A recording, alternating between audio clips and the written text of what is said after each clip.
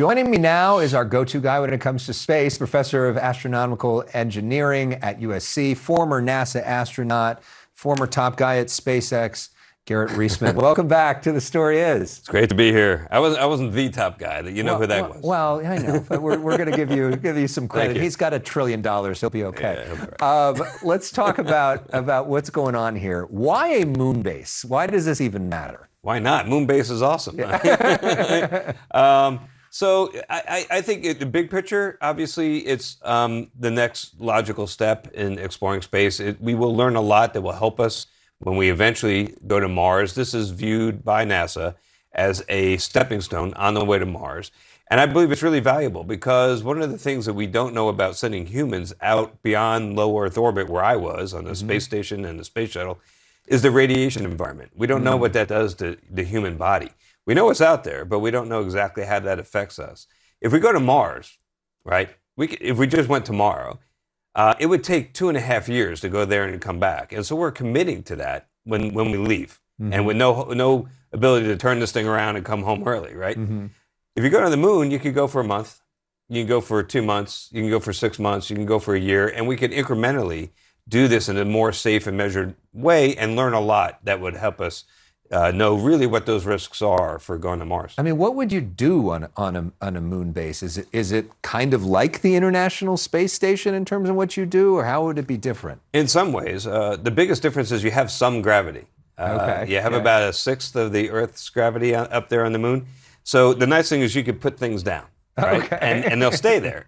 You don't get to do that on the International Space Station.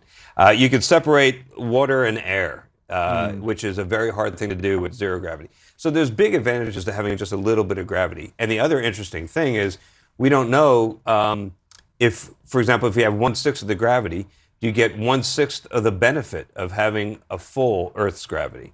Or do you get 80% of the benefit? We don't know if that's linear, if it's nonlinear. So there's a lot we don't know that we'll learn by being there on what's going to be our new moon base. Do you think that this timing to do this is realistic?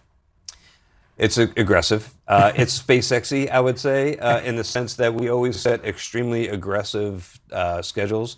And which sometimes didn't get done. Quite often, yeah. And that's also true of other Elon Musk products. But then also he changes the world and deserves credit for that. True. So the thing is that if you set a kind of a realistic or like a comfortable schedule to get to where you want to go, you're definitely not going to get there, right? Yeah. But if you set something very aggressive, you might not make it, but you'll hopefully make it not that much later. So there's two reasons for the aggressive schedule, or part of the two reasons. One, President Trump would like to have people land on the moon before 2029 when he leaves office. Right. The other is China, who say that they're going to land on the moon in 2030. Right. Talk about what they're doing in terms of the space race, and are they trying to do a moon base as well?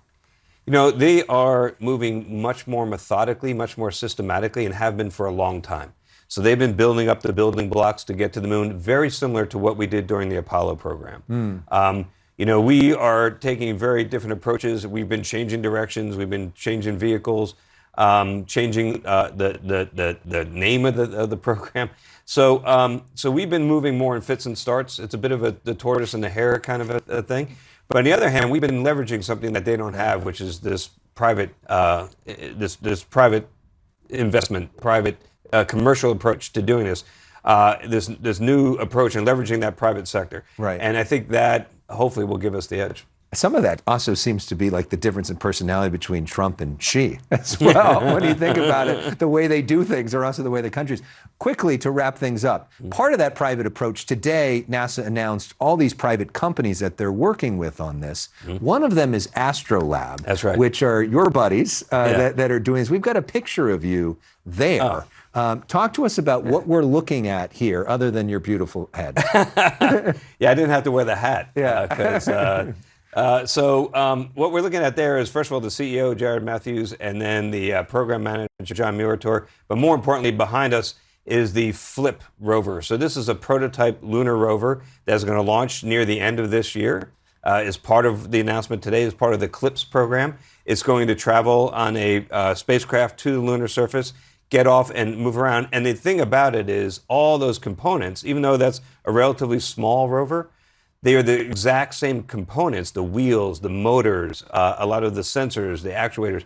They are the same ones that are going to go on the big lunar LTV, the lunar rover that's going to carry people. And that's what was announced today, that both that both Astrolab and Lunar Outpost, a company out of Colorado, were selected with contracts of about $180 million to deliver full-size rovers in this phase 1 that will be autonomous, and also eventually somebody's going to get to drive them. I wish it were me. Unfortunately, not going to be. Maybe one day. There's still time. Yeah. All right, Garrett, great to see you. Thank you so much. Still to come.